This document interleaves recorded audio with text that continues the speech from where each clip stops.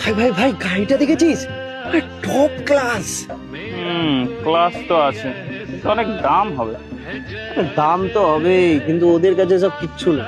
পয়সা হলো নাকি? এই 3-4টে সোনার দোকান, তার উপর নিজের বড় ব্যবসা ভাই। বুঝলাম।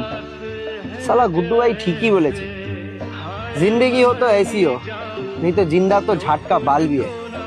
ওরাই জীবন যাপন করছে, আমরা তো শুধু বেঁচে আছি।